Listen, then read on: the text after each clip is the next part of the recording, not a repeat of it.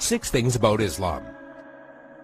In the words of Swiss journalist and author Dr. Roger de Pasquet, the West, whether Christian or de-Christianized, has never really known Islam. Ever since they watched it appear on the world stage, Christians never cease to insult and slander it in order to find justification for waging war on it. It has been subjected to grotesque distortions, the traces of which still injure the European mind.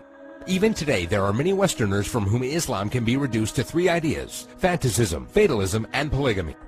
Of course, there does exist a more cultivated public whose ideas about Islam are less deformed. There are still precious few who know that the word Islam signifies nothing other than submission to God.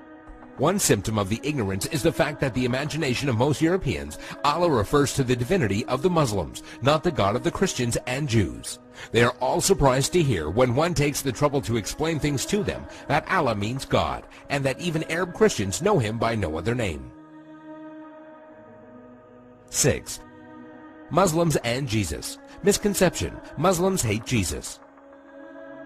There are many similarities between the historical reference of Christianity and Islam. Many people are amazed to find out that according to Muslim belief, Jesus is one of the greatest messengers of God.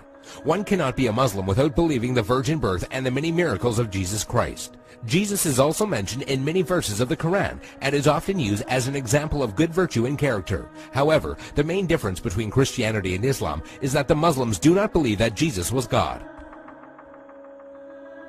5. Islamic Jihad. Misconception: Jihad means to fight for the sake of God. The true Arabic meaning of the word jihad is struggle. However, in Islam, it is often used to describe the striving in the way of God. There are many forms of jihad, but most important ones are jihad al-nafs, jihad against oneself, jihad bil-lisan, jihad by being vocal, jihad bil-yad, jihad by using action, and jihad bis-sayf, jihad by using the sword. Each jihad is ranked differently, and it was reported that Muhammad returned from a battle and said, "We have returned from the lesser jihad, going into battle, to the greater jihad, the struggle of the soul." This means that a Muslim struggling against himself and his soul is more important than the jihad of going into war. Another misconception is that only when a person dies in war does that person become a martyr. This is, however, false, and it is believed that anyone doing anything for the sake of God and is killed becomes a martyr. A person who dies while performing pilgrimage in Mecca, a woman who dies while giving birth, or even someone who dies in a car crash while he was on his way to the mosque are all considered martyrs. 4. Muslim savages. Misconception: Muslims are savages and barbaric during war. Quite the contrary. When it comes to the conduct of war, there are 8 rules that every Muslim army must obey. 1. Do not commit treachery. 2. Do not deviate from the right path. 3. Do not mutilate dead bodies. 4. Do not kill children. 5. Do not kill women. 6. Do not kill aged men. 7. Do not harm or burn trees. 8. Do not destroy buildings. During the Crusades, when Saladin defeated the Franks, he honored the defeated Frankish army and supplied them with food. And during the Third Crusade, when Saladin's enemy King Richard fell sick, Saladin sent him a gift of fruits and horses. 3. Women's rights. Misconception: Women have no rights. The image of a woman wearing a veil from head to toe, a woman who gets unfair justice, or a woman who is not allowed to drive is an all too familiar notion when it comes to women treatment in Islam. And while there are Muslim countries in the world that do implement many harsh rulings against women, this should not be portrayed as Islamic law. Many of these countries have cultural differences that go against the teachings of Islam. It should be noted that during pre-Islam Arabia, women were used for fornication only and had no independence. The birth of a daughter in a family was considered humiliating, and the practice of female infanticide was uncontrolled. When Islam came back to being, verses in the Quran condemned the practice of female infanticide. Islam gave back many human rights to the women, and Muhammad was even reported saying that women are the twin halves of men. A Muslim woman is allowed to reject and accept any suitor for marriage and has the right to seek divorce. There is nothing in Islam that forbids a Muslim woman from exiting her house and is allowed to drive.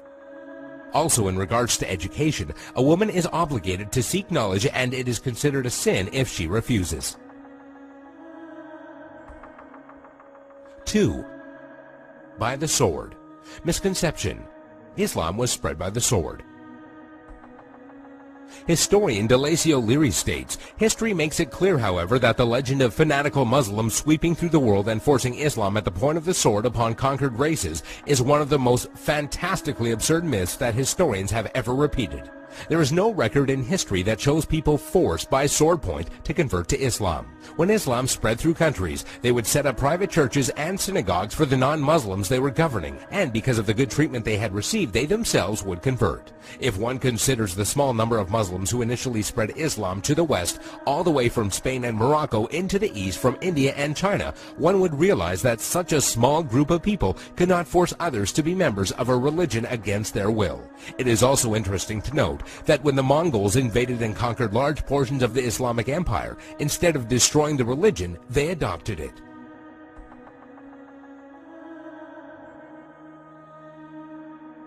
One, Islamic terrorism. Misconception: Muslims are terrorists. This is by far the biggest misconception of Islam, given unfairly by stereotyping and the public image that the media gives. Has anyone else noticed how when a specific group of people attack another group of people, it is labeled as a hate crime, but when a Muslim opens fire on anybody, it is quickly regarded as terrorism?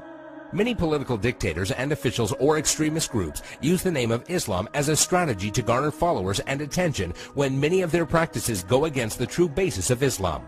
The media has also portrayed Islam as a cult or a club where if you join you become a terrorist, and that is now part of your agenda. However, all over the world, people practice Islam in the true form and use it as a way of life. There are many verses in the Quran that go against the idea of terrorism. Some of these verses include, "Fight the way of Allah, those that fight you, but do not transgress limits, for God does not love transgressors." This basically means do not fight except in self-defense, and even in doing so, do not go beyond defense. Another verse states, "If they seek peace, then you seek peace," which means do not attack people for no reason or kill innocent people. There is nowhere in Islam, whether it be in the Quran or the teachings of Muhammad, that promotes the killing of innocent people.